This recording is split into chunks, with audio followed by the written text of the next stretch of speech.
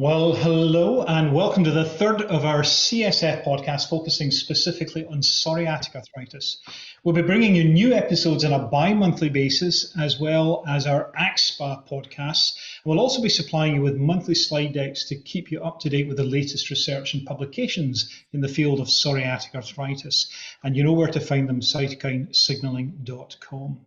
Now, I'm Professor Iain McInnes from the University of Glasgow in Scotland, and today I'm joined by Professor Phillip Mease of the University of Washington School of Medicine, as well as Dr. Frank Behrens at the Goethe University and Dr. Laura Coates of the Oxford Psoriatic Arthritis Centre. What an amazing group of colleagues. I don't know about you, but I'm going to learn a very great deal in the next few minutes. So let us enjoy learning together. And who better to kick off this educational feast than Phillip? Over to you, sir. Thanks so much, Iain. The papers we'll be covering in today's discussion relate to several novel therapies for psoriatic arthritis. The first paper relates to secukinumab, an IL-17A inhibitor, and specifically on its effect on Achilles tendon enthesitis. As we know in PsA, enthesitis is a significant issue affecting many patients. So anywhere where a ligament or tendon inserts into bone can be painful, and it has a subtly different biology than that of synovitis or skin disease. So we're especially curious about the impact of our drugs on this. And traditionally, we've looked mainly with clinical aspects, so pressing on the area. And here, Frank Behrens is going to be giving us some much more detailed information derived from MRI, as well as looking at its comparison to the Leeds Enthesitis Index. The second of today's papers is one I'll be discussing, which has to do with the patient-reported outcomes and quality of life changes that occur with an IL-23p19 inhibitor of psoriatic arthritis, the drug risankizumab, which has been recently approved for treatment of psoriatic arthritis. And then finally, Laura Coates will be speaking to the long-term safety and efficacy of a drug that we're very interested in, an IL-17A and F inhibitor, bimekizumab. So, Frank, over to you. Yeah, Phillip, thank you very much for this introduction. And the first paper is titled Efficacy and Safety of Secukinumab in Patients with Spondyloarthritis and Enthesitis. It's Achilles tendon results from a phase 3B trial. So I'm a little bit biased on this manuscript because I'm part of the European group who decided to try to better understand the effect of IL-17 inhibition with secukinumab on enthesitis. So there's a lot of things about the study design already put in the title. So first of all, it's not only psoriatic arthritis. So we looked at this study for psoriatic arthritis or axial SPA patients with Achilles enthesitis. So believing, I don't know whether it's true or not, that maybe the pathophysiological concept on the Achilles enthesitis is comparable within these spondyloarthritis groups. Could be, maybe it's not, but for recruitment reason and all these things to be more generalized, we designed it like it is. And of course, enthesitis, and Phillip already introduced it, is a hallmark feature in SPA. And I think in some cases, it's a very early sign of musculoskeletal inflammation, for example, in psoriasis patients, and up to 35% of patients might be affected by heel enthesitis and Achilles enthesitis, because mechanical stress might also be an important trigger to induce it as an important feature for first signs of musculoskeletal inflammation. So the problem was, again, addressed by Phillip, that it's hard to find objective measures to see whether it's enthesiopathy or it is really enthesitis. And our idea was we focusing on Achilles tendon, we do an MRI to confirm whether it's inflamed or not. We using, let's say, a handbook to analyze these imagings in a standardized way. And we used later on the pictures to make a centralized reading. It was not required by inclusion, but later on we used the imaging to make a centralizing. So Inclusion criteria, you must have Achilles enthesitis based on clinical judgment. It has to be confirmed by MRI, and then to see whether we can resolve these enthesitis at the Achilles as one subdomain within Leeds enthesitis index, which is the dominant Achilles tendon involved in this individual patient, and to see whether it is better resolved by secukinumab compared to placebo, and what can we learn from changes in imaging. So we have the results demonstrated at week 24, and we see a higher, but yet statistically non-significant proportion of patients in secukinumab compared to placebo reported resolution of Achilles tendon enthesitis at the affected foot. I will come back later on the challenges of the design and what we can learn from the design, and also what we can learn about the value of the product. So 42.2% had a resolvement in secukinumab treated group and 31 in the placebo treated group. So, but it wasn't significant. Though we had also, based on the Leeds enthesitis index, a higher resolution with secukinumab compared to placebo. It's 33.3 compared to 23.5. Interestingly, specifically heel pain was really very different. The resolvement of heel pain based on patient-reported pain was a reduction of heel pain by -2.8 compared to -1.9 in secukinumab, respectively to placebo. So we also see a greater improvement of heel enthesiopathy. All activity, all these are standardized questionnaires and measures in secukinumab compared to placebo. And interestingly, if you look to the MRI, on the central reading, we saw only half of the patient in central reading, where the central readers has already demonstrated that we see a bone marrow edema at the enthesial and the insertion site of the heel.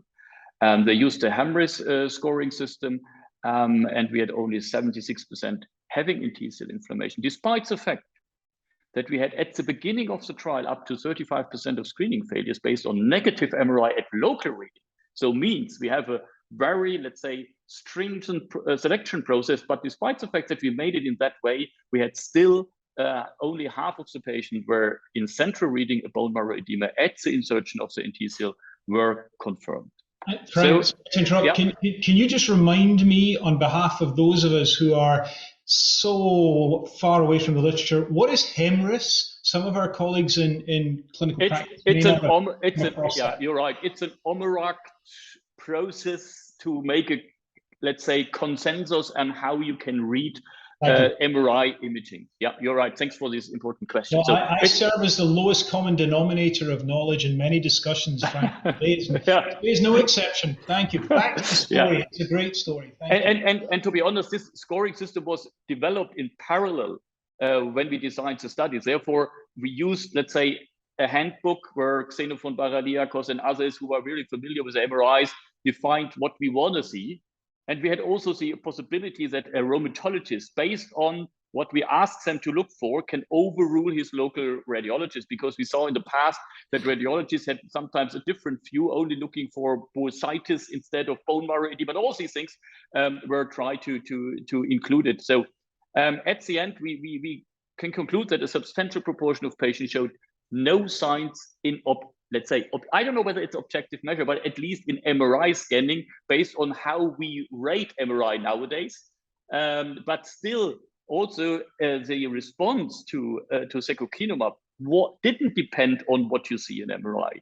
So for me, there's no doubt that secukinumab worked at all, because in heel pain, in heel arthropathy, in lights overall, huge differences between secukinumab and placebo.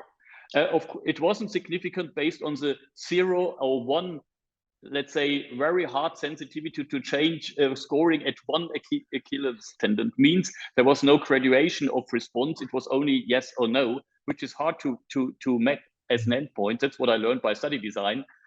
And I don't know what's the value of MRI at enthesitis. And now it's open to discussion to see what does it mean for us in the future. No, Frank, thanks. That's a fantastic discussion of the paper, and we're delighted actually for that additional insight that you have as an author. So thanks for that. I don't know, Philip, do you want to kick off? What are your thoughts here, sir?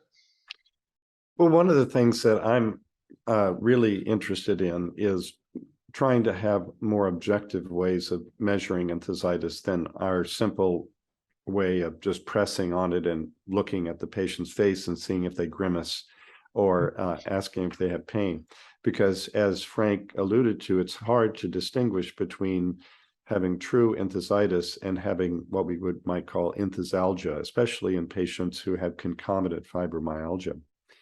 But one of the other issues that has arisen is that we've got a couple of new entrants coming along to the IL-17 inhibitor class, two of which they have odd names, one called izokibep and the other called sonelokimab, which are one is IL-17A and binding, the other is IL-17A and F binding, but they both also bind to albumin. And both drugs, at least the people that are developing them, are interested in whether or not they might have better tissue penetrance, partly because of the albumin binding and their nanobody characteristics and so forth. And so I was wondering, and Frank, when you presented the izokibep data at EULAR, I actually got up to the microphone, but the moderators didn't see me there in the microphone. But I was going to ask you what you thought about, since we can't just go in willy-nilly and biopsy these enthesial insertion sites, what you thought of MRI versus ultrasound in trying to tease out this question of whether or not a drug might have better tissue penetrance. It's a tough issue to try to accomplish in clinical studies. But there was some sort of enticing information that you presented on izokibep, where there was a dose-dependent increase of improvement in enthesitis with that particular drug. Do you have any comments about that? Yeah, to your first question, I'm about objective detection of enthesitis. To be honest, based on Achilles, I'm definitely disappointed about MRI. I don't know what's the reason for it, because I participated at the study site as well, for sure. And at the beginning, I sent two of my patients to the MRI, and two of them came back and they had no enthesitis. And I said, come on, so I'm the PI of this study. Come on, if I press on the Achilles tendon, it must be. Come on, guys, MRI must be wrong, to be honest. It's me. It's not anyone. Yeah, and to be honest, that's a shame. But if I look at the data in more detail, and I don't see a correlation between MRI positive and response to secu.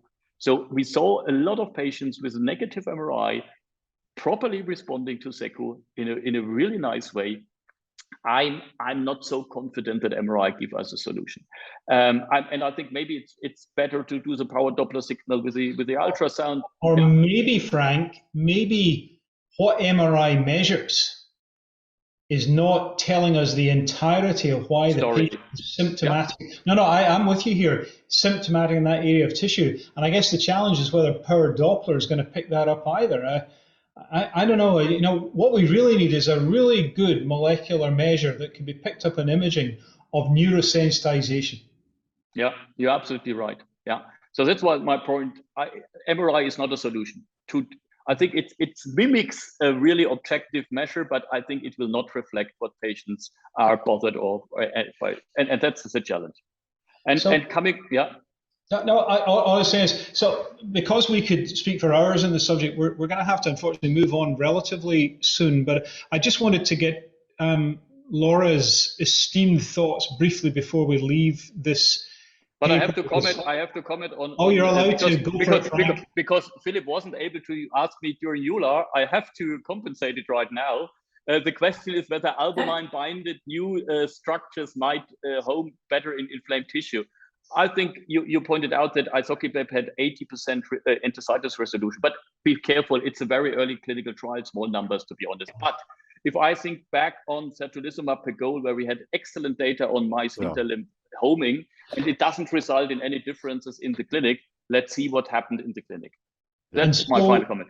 And so the podcast presents yet another function that we hadn't anticipated, which is concluding EULAR sessions that were not properly concluded by their moderators. My heavens, what an achievement. Laura, any final brief comments before we move on to our second paper? I think this is a really fascinating study, and I think what's great about this is that the investigators tried to do something new. They tried to push the boundary, develop a new study in a slightly different indication or a sub-indication, and clearly thought a lot about how to identify those patients, how to screen, what kind of inclusion and exclusion criteria you want to use, as well as the outcome measures. And it's very easy to see this as a negative trial, but actually this teaches us so much more about how to do a better study in future, how we pick the outcome measures, how we include patients in studies. And I think this is really how the field moves on. No, absolutely. And I think for those of us in routine clinical practice, Philip's point about that patient with secondary pain sensitization, that patient with fibromyalgia, and we know that on average patients with psoriatic arthritis have a higher BMI, and put all that together, I think I really love this study for its ambition, the ambition that we can move to other metrics that will guide us in making what are often quite important clinical decisions. So look, enthesitis is one of the challenges that we face in clinical practice, but my goodness, fatigue, pain, function, when we think of the human being who comes into our clinic room and, effectively what they're saying is, look, please give me my life back. And I think that's a really key element of the analysis of the KEEPsAKE-1 study that, Phillip, I think you're now going to take us through. So maybe over to you, please. Thanks, Iain. So risankizumab is an agent that binds to the P19 component of IL-23, so very specific for IL-23 inhibition. And this is the second specific IL-23 to be approved for the treatment of psoriatic arthritis. And here's one of two key phase 3 registration trials. This was in a patient population that had not yet seen biologics, but had seen conventional synthetic DMARDs. We've already seen that the drug is effective in the data that was presented on clinical outcomes such as ACR responses and DAPSA responses and so on. This paper is focused on the patient-reported outcome measures and quality of life measures, as well as work productivity. All of these things, as you point out, Iain, that are most important to patients and what they want to know about when getting involved with a new drug that they're switching to or starting, as well as various payers around the world who are quite interested in, are we going to really have a improvement in pain, fatigue, work productivity, as well as quality of life as measured by the standard ways we do so, including pain VAS scales, FACIT fatigue score, SF-36 physical component summary, and as well as the WPAI way of measuring for work productivity. And not a surprise, based on the clinical data that we've been seeing with this drug, we saw significant improvements in these patient-reported measures that are very important to patients. And one of the things I want to just mention is that in the WPAI, one of the things that they focus on is not just whether the person goes to work or not, but also this concept of presenteeism. Are they really there and contributing and doing the work as they normally would, or are they sort of at half-mast? And that was one of the items that really showed improvement here. So I think that we can turn to our patients and say that with this medication, which is, by the way, very conveniently just given once every 3 months, that they can have not only significant clinical improvement, but also improvement in the things that really matter to them: pain, fatigue, as well as quality of life and work productivity. Philip, that's a powerful message, particularly that lateral comment. So, Laura, if you don't mind, I'm going to come in your direction first here, because you've now made an enormous contribution to our literature and understanding the need to get that totality of response. So, what are your thoughts around this paper that Philip has so beautifully described?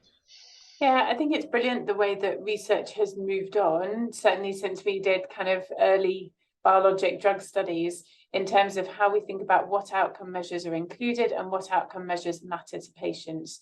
And we've seen from a large volume of studies that there's a mismatch between what patients are aiming for and what doctors are aiming for. And often the underlying theme overlaps. You know, we want to control inflammation, they want to control pain, and clearly those two things are highly related.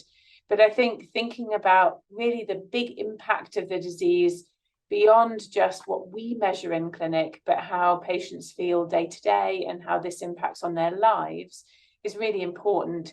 And it's great data to be able to share with patients. Yeah, it is, isn't it? Because, you know, telling them, oh, your swollen and tender joint count will reduce. Yeah, sure, if they're also rheumatologists by coincidence, that's going to be helpful. But for most people, they want to know, am I going to go back to work? Can I go back and play golf? Can I go for a run? Can I walk with my family? Can I walk the dog? Can I hug my children? Yeah, and what I also love about this kind of data set is it reminds us of the essential humanity of being a doctor, which is really just so, it's just lovely. And the fact that we can have these conversations now in people with psoriatic arthritis, with numerous MOAs, in fact, although risankizumab is a great example. Frank, anything that you want to add to the discussion right now? I know this is something you think a lot about as well. Yeah, I think the important aspect is that these patient-centered outcomes are specifically of importance in PsA, because while in RA, so we as rheumatologists were trained to check swollen joints and count it and then extrapolate the disease burden, to be honest. That's what we trained for. So I think, and for good reason, to be honest. But as we have learned in the past that the disease burden of PsA didn't correlate in the same way with the number of swollen joints. I think there was in the past a lot of data that SF36 was more influenced by enthesitis having or not having compared to having 2 or 10 swollen joints. And I think specifically in PsA, it is of importance based on the heterogeneity to be better reflect the impact of the disease for patients and not, of course, we break down as for primary endpoints often the inflammation of joints being included in PsA, in ACR responses. But I think in addition to better understand the value, this is of critical importance. Yeah.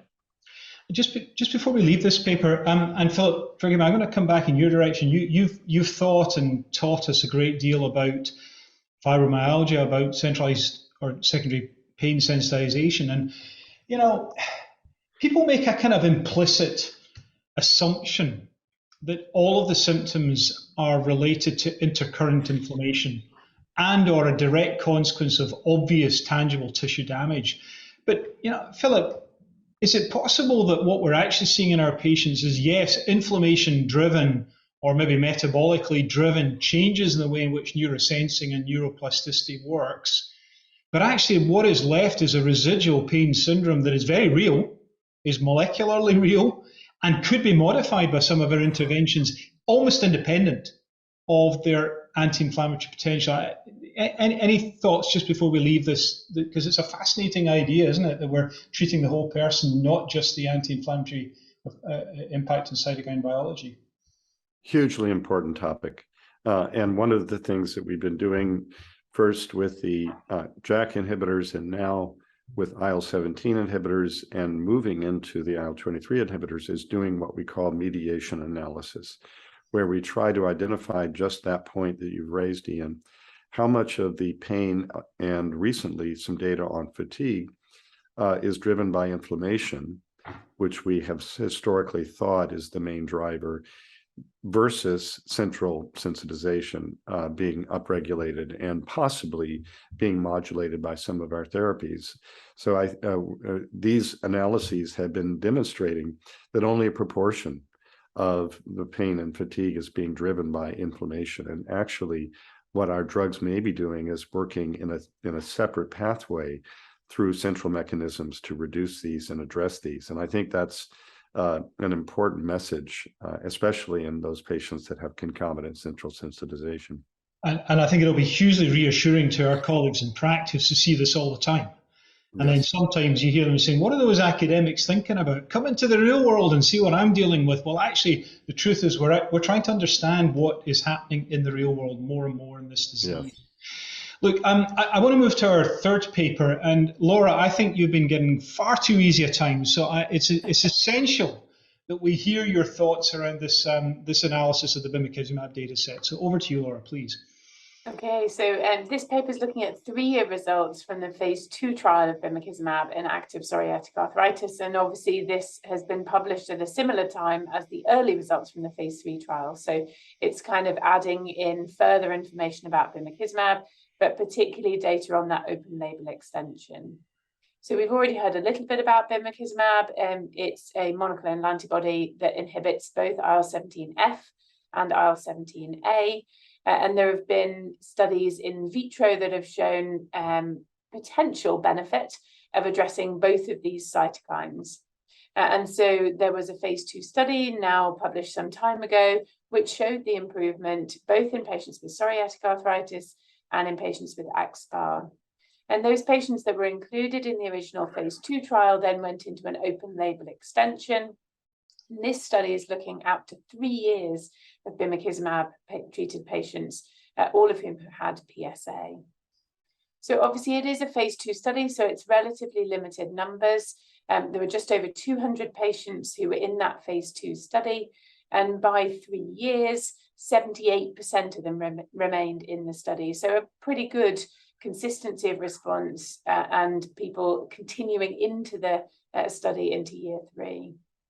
There obviously were a high number of patients who'd had at least one adverse event potentially related to the drug, but they were predominantly things that we would expect to see. So upper respiratory tract infections, common cold, bronchitis, and obviously because this is an IL-17 inhibitor, also some candidiasis. So there were around 9.7% of the patients who had had a fungal infection. Most of them were candida infections and a proportion with oral candidiasis. But all of those fungal infections were quite mild to moderate and were localized. There was no disseminated infection. There were 4 patients in the study who had serious infections, but no other serious adverse events, such as tuberculosis, cardiac events, or death. So I think the safety data looks quite consistent with what we saw in the short-term studies, and no new issues raised compared to the other IL-17 inhibitors. In terms of efficacy, obviously there's always some bias in the patients who continue into these studies and continue out beyond into this kind of 3-year follow-up. But this paper reported non-responder imputation. So looking at all of the patients who started the study and showed, again, quite good maintenance of response. So looking particularly at ACR 50, just over half the patients achieving that, and PASI 100, so complete skin clearance, again in over half of the patients, and just over half achieving minimal disease activity. And linking into the discussion that we've just had, maintained improvements in pain, in physical function, and in health-related quality of life, as you'd expect with that improvement in some of the physical symptoms as well. So I think this gives us kind of a first look at longer-term outcomes with bimekizumab, admittedly in quite a small group because this is phase 2, but showing quite good sustained joint and efficacy responses, even looking with non-responder imputation, and no new safety signals other than that we'd seen in the shorter term studies and would expect with an IL-17 inhibitor. Yeah, brilliant, Laura, thank you. And it's interesting, and I maybe if I could just emphasize for our colleagues listening into the podcast, this is the phase 2 long-term extension. As Laura mentioned, we actually have now started to see phase 3 data for this medicine. The B-Optimal study, which is DMARD-IR patients, and B-Complete, which is TNF, biologic IR patients. And both those studies were presented at EULAR, and they're detailed discussions for another day. But in essence, they're pretty consistent with what we're seeing here. But the worry I have is that people conflate phase 2, small number of patient follow-up, with phase 3. So thank you, Laura, for making that distinction so clear. Frank, maybe come to you first. Your feelings on the efficacy here, because the deal is that dual combination inhibition of IL-17A and IL-17F is going to add something in terms of efficacy values. What's your what's your feeling about where we've got to with bimekizumab at the moment?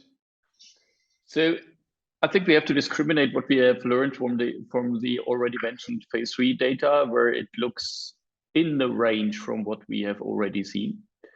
And I think it was very of high interest to see long-term data, despite the fact that it's a small number and phase 2 trial. But I think at least based on what we learned from experimental settings by stimulating PBMCs, where we see that maybe a shift from IL-17 A at the beginning after stimulation and later on shifting a little bit to F could give some impact. And then of course, as always, as we discussed earlier with the homing in the inflamed tissue, at the end it has to be translated into clinical benefit anyway. But I think there is a rationale that maybe long-term efficacy,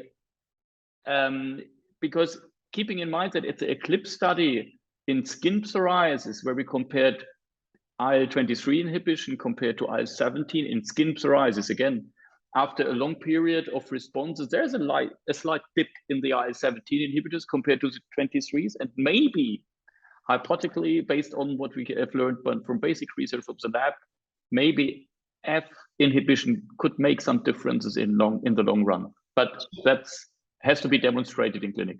So that you're nicely separating out the absolute magnitude of response against the durability of that response, and potentially also the penetration of that response into different tissues. Thank you for that. But the flip side always is safety.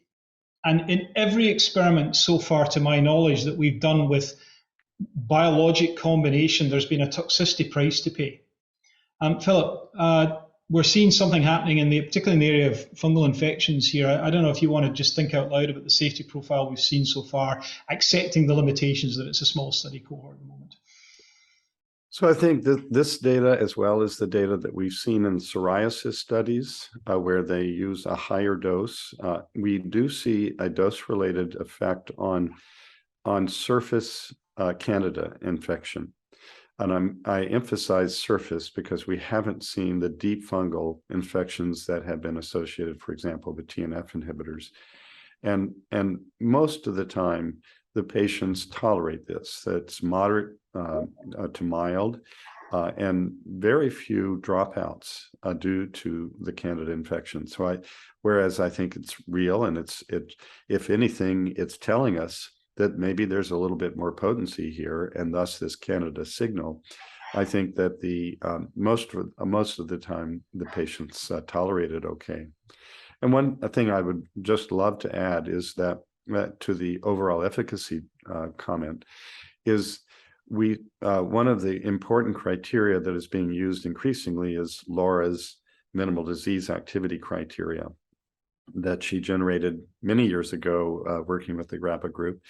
And it's now become a standard metric. And what we were really taken by in the phase 3 data that was presented at EULAR was the fact that even in the patients that were biologic experienced, 45% of them achieved an MDA status at the primary endpoint, which I think is just a terrific comment about efficacy. So I think it's going to be important once we get this drug and being used more in practice to really see not only is durability there, but does it offer some advantage in the long run for overall efficacy. Yeah, that's a great set of remarks. Can I just clarify for our listeners that Laura's MDA has been around for many, many years, but she made it up while she was still at high school. Can I just be clear on that? I wouldn't like any misunderstandings to arise. Laura, I think that's got to be a segue to give you the closing words on this particular paper. Yeah, so I think this is really positive data. It's always nice to have new therapies. We still have a little bit of a question, I think, as to how that difference in biology will translate into a real difference in clinical practice. But I think as we get increasing data from the long-term phase 2, longer-term extensions of the phase 3, and as Phillip says, getting this into practice, I think it will be a really valuable addition to our options for patients with PsA. Yeah, I agree with you. And I think particularly as you know, I've made no secret of my own desire to push the tissue domain directed therapeutic decision making in PsA, and it's actually quite straightforward to do in routine clinical practice. That's why it's appealing. And for us to achieve that with lifelong diseases like psoriatic arthritis that may be onset in subjects in their 20s, we need as many MOAs available to us as we can get our hands on right now. And I think it's really exciting that this has come along when it has, with really rather robust data coming through. I think it's very exciting indeed. Well, look, folks, we have used up our time with you. I know it's hard to believe that 30 minutes can go by in what feels like 5, but when you are with Laura, with Frank, and with Philip, this is an experience I have on a very regular basis. And as I anticipated, I have learned a great deal. I hope you have too. And I hope also that you've enjoyed the conversation, listening to really world-class experts talking about data that make a difference to what we're going to do in clinical practice, either now already or assuming approvals come through in due course for some of the newer MOAs we've discussed in the future. If you have found our podcast interesting, please don't forget to subscribe to our channels on YouTube, SoundCloud, or wherever you get your podcast from, which in my case is by asking my daughters to help me find a podcast. So I don't really know what either YouTube or SoundCloud is. So you guys, I hope that means something to you. If it doesn't, go along to cytokinesignaling.com, because you'll find lots of instructions, information, and invaluable backup knowledge there. So thanks ever so much for joining us. It leaves me only to thank Laura, to thank Frank and Philip. Thanks for your time, for your expertise, for your interactions, for your knowledge, and to thank you indeed for listening to our podcast. We wish you every good fortune in looking after people with psoriatic arthritis. They remain the most important part of our entire clinical lives, and let us celebrate the progress that we now have to continue to improve their quality of life. Thanks ever so much. Bye for now.